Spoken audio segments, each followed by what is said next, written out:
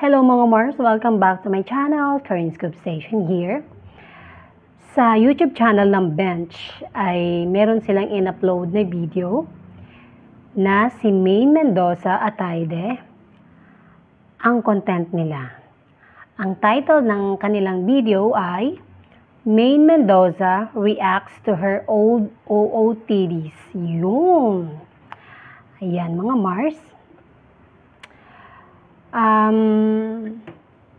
Kahit sino ang tatanungin, maraming nakaabang sa mga OOTD ni Maine Mendoza.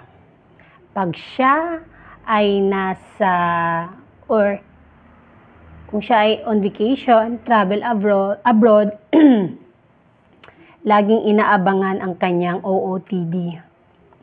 Hindi lang tayo na mga nagmamahal sa kanya or mga fans.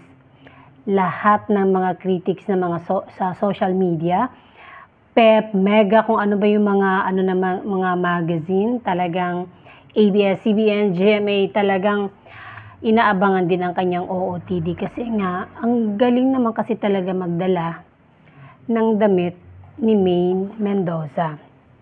Sabi nga niya sa unang video sa YouTube channel ng Bench na don't judge. Yon.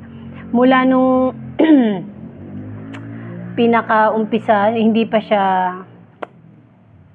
kung anong year yung basta yung lumang mga OOTD niya. Kaya nga 'di ba, ang title is magbibigay siya ng reaction sa mga old OOTDs niya, pero lahat naman 'yun hindi tsaka, hindi kabaduyan. Dahil magaling talagang magdala ng damit si Maine. Sinabi pa nga niya, don't judge.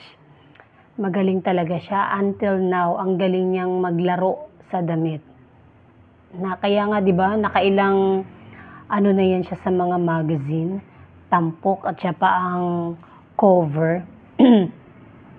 Meron siyang shinare, yung 2018 na fashion show ng Bench, na ang sabi nga niya doon ay most daring OOTD.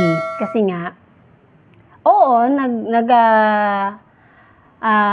nagbibikini siya.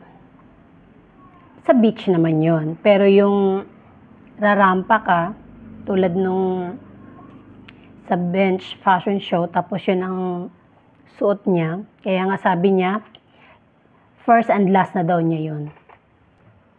Yun, first and last na daw niya yun, na yung ganong klaseng daring as a married woman. Sabi pa nga niya, cutie girl Maine Mendoza Ataide. Sa vlog na to ay shoutout pa niya ang kanyang baba, ang kanyang husband na si Arjo Ataide.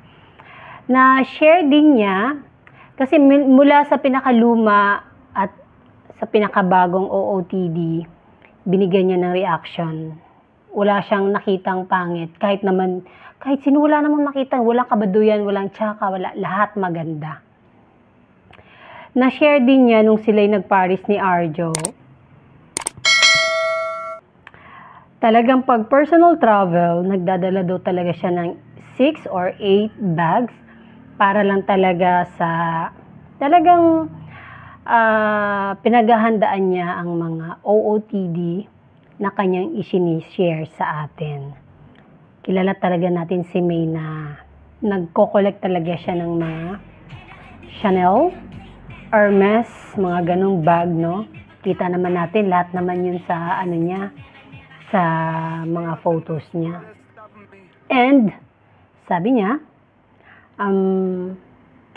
etong picture na to, na napakaganda nitong dress na to, black dress ng Chanel.